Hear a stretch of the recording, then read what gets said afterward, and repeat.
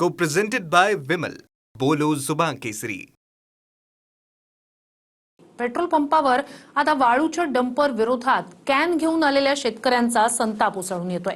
जळगावच्या अंमळनेरमध्ये शेतकऱ्यांनी वाळूचे डंपर रोखले. पाहूया हा रिपोर्ट. मग यांना नियम नाही का?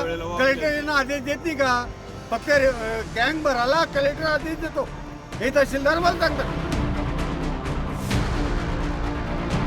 एकीकडे कॅनमधून डिझेल नेणारे 80% लोक साठेबाजी करत असल्याचं वादग्रस्त विधान मंत्री गिरीश महाजन हे करतायत.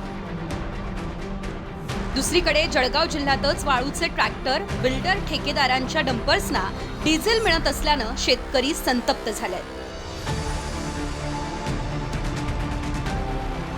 जळगावच्या अंमळनेरमध्ये कॅनमधून शेतकऱ्यांना डिझेल देण्यास मनाई करण्यात आली. कॅनमधून डिझेल देऊ नका असे सरकारी आदेश असल्याचं शेतकऱ्यांना सांगितलं गेलं. त्याचवेळी पंपावर वाळू वाहतुकीचा डंपर आल्यानंतर शेतकऱ्यांचा संताप उसळून आला. डंपर रस्त्यावरच अडवून शेतकऱ्यांनी विरोध केला. कॅन घेऊन सगळे 500 हजार लोक बसलेले आहेत आणि नंतर मग ते रस्त्यावर घेऊन ब्लॅकमेल करतायत, विकतायत. सगळेच नाही, काही लोक गरजू पण आहेत की ज्यांना आवश्यकता आहे त्या कॅनमध्ये. पण त्यातले बहुतांशी लोक 80% लोक आता ब्लॅकमेल करायसाठी उतरलेले आहेत. कोणी पोरांना धरायचं, महिन्यात धरायचं 100-200 रुपये रोज घे, 150 रुपये रोज घे आणि तेच पेट्रोल नंतर डिझेल आलं की 100 ते 150 रुपयाला बाहेर विकायचं. हा सर्रास धंदा लोकांचा चाललेला आहे. मला वाटतं जर या कॅन वगैरे बंद केल्या तर हा सगळा विषय सुरळीत होणार आहे. जिल्हाधिकारी, कलेक्टर यांनी हा निर्णय घेतलेला आहे. शेतकरी शेतामध्ये बंद पडलाय बापू. जो 2 नंबरचा धंदा करत असेल त्याला डिझेल देऊ नका असं माझं म्हणणं आहे. पण जो शेतकरी स्वतः मालक रात्रंदिवस इकडे तिकडे फिरतोय आणि डिझेल शोधतोय आणि त्याला डिझेल भेटत नाहीये, मग यांना नियम नाही का? कलेक्टर यांना आदेश देत नाही का? फक्त कॅन भरायला कलेक्टर आदेश देतो, हे तहसीलदार मला सांगतात. कमीत कमी आम्हाला शेतकरीला 2000च्या परी डिझेल पाहिजे साहेब. जास्त नको द्या, आमले 5-6 हजार नको द्या, फक्त 2000च्या 2000 कंपल्सरी. आता तरी काहीतरी नियम काढा. तरी आम्ही तयार. मग एक कायदा एका ठिकाणी म्हणतो डिझेल द्यायचं पण वाहनात द्यायचं.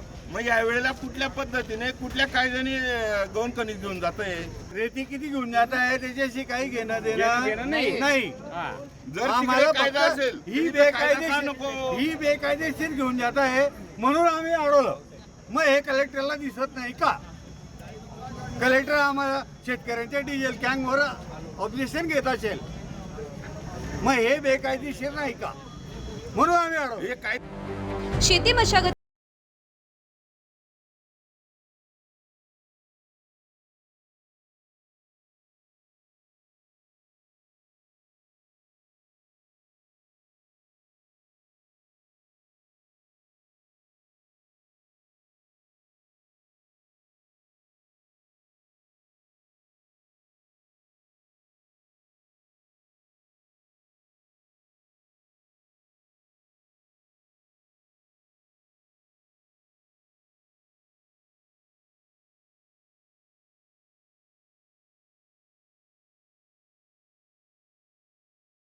मुळे ज्यांनी अगदी धंदाच मांडलेला आहे या विषयाचा. मी तुम्हाला आता माझ्यासोबत चला, मी तुम्हाला दाखवतो. ते लहान लहान पोरांना उभं करून दिलेलं आहे. काय त्यांचा संबंध आहे डिझेलशी? काही डिझेलशी कुठे त्यांचा संबंध नाही आहे. पण लहान लहान मुलं, अतिशय गरीब घरातले, आम्ही सगळ्यांना ओळखतो, काही महिला गरीब रोजंदारी करतात, त्यांना सुद्धा उभं करून टाकलं लाईनीमध्ये. 1.5 भावाने विकतायत. हे योग्य नाही मला असं वाटतं. त्यामुळे शॉर्टेज आहे, कृत्रिम शॉर्टेज आहे. तसं खरं म्हणजे कुठेही डिझेल पेट्रोलचं शॉर्टेज नाही. शेतकऱ्यांना एक कॅन भरून दिला गेला नाही आणि तिथं टँकर, हे सगळे रेतीचे टँकर, मिक्सरचे टँकर, माझे जो फोटो आहे, मी फोटो काढले JCB, यांना सगळ्यांना डिझेल भरून दिले जात होतो. पण ते काय सांगतो माहिती का? ट्रॅक्टर घेऊन या आणि मग आम्ही ट्रॅक्टरमध्ये डिझेल भरून देऊ.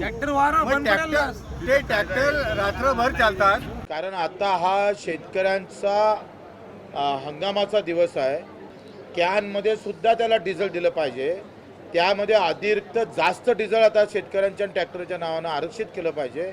हे केलं नाही तर कदाचित आम्ही कलेक्टरच्या स्थानी आम्ही मोठं आंदोलन उभारू. जसं गिरीश महाजन जे जेव्हा सत्तेत नव्हते तेव्हा त्यांनी कापसाले 7,000 का 8,000 रुपये भाव मागितला होता. त्याला 10 वर्ष झाले. सत्तेत आल्यानंतर मग ते शांत बसले असं होता कामा नये. नांगरणी, कापणी, फवारणी, रोटाव्हेटर आणि पाण्यासाठी शेतकऱ्यांना डिझेलची गरज लागते. अनेक ट्रॅक्टर मालक आम्हाला डिझेल आणून द्या, तर आम्ही कामं करून देऊ असं म्हणून शेतकऱ्यांनाच अटी घालतायत. कारण ट्रॅक्टर मालकाला 1-2 दिवस पंपावर ट्रॅक्टर उभं करणं परवडणारं नाही आहे.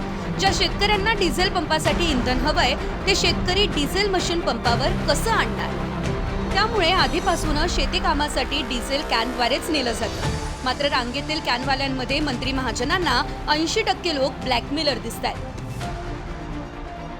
अमनेर नंतर नांदेडच्या मुदखेडमध्येही शेतकऱ्यांना डावलून वाळू माफियांवर इंधन देण्याच्या आरोपावरून गोंधळ उडाला. पहाटेपासून रांगेत उभं राहणाऱ्या शेतकऱ्यांना 20 लिटर आणि वाळू माफियांच्या ट्रॅक्टरमध्ये 200 लिटर डिझेल टाकलं जातंय असा आरोप शेतकऱ्यांनी केलाय. म्हणजे वाळू माफियाला 200 लिटर डिझेल दिले, पण आता सर्वसामान्य शेतकरी जे आता शेतामध्ये काम करत आहेत, सरी मारायचं राहिलेला, हळदीला मशागत करायची, तर शेतकऱ्याला म्हणतात की फक्त 20 लिटर आहे, 25 लिटर आहे, आणि वाळू माफियाला 200 लिटर येणं तेल द्याले. आणि याचा स्टॉक किती आहे येईना कोणालाच सांगण्यात आले. याच्या मनात आलं तेव्हा स्टॉक सांगा, इमर्जन्सी आहे म्हणून आता चालू केला आहे. अनेक जिल्ह्यांमध्ये मध्यरात्रीतून मोठमोठ्या टाक्या भरून डिझेल दिल्याचे व्हिडिओ समोर आले.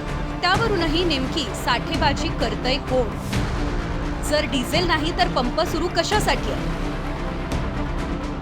जर कॅनवाले 80% लोक साठेबाजी करत असतील तर सरकारनं त्यापैकी किती लोकांना पकडलंय? अशा अनेक प्रश्नांची उत्तरं मिळायला हवी आहेत.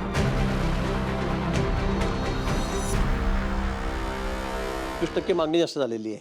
25% मागणी.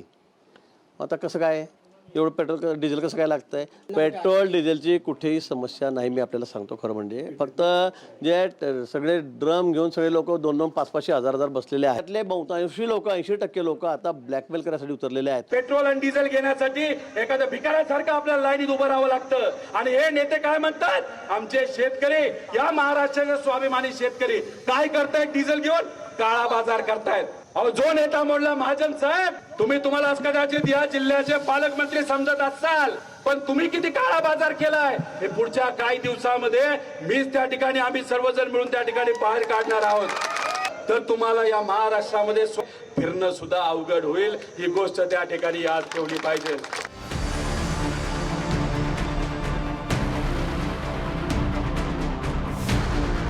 किशोर पाटील, TV9 मराठी, अमनेर, जळगाव.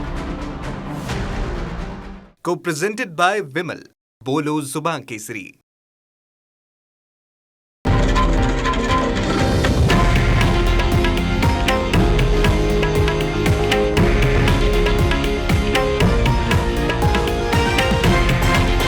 हे आहे देशातील नंबर 1 न्यूज नेटवर्क आणि आपण पाहत आहात TV9 मराठी, एकमेव.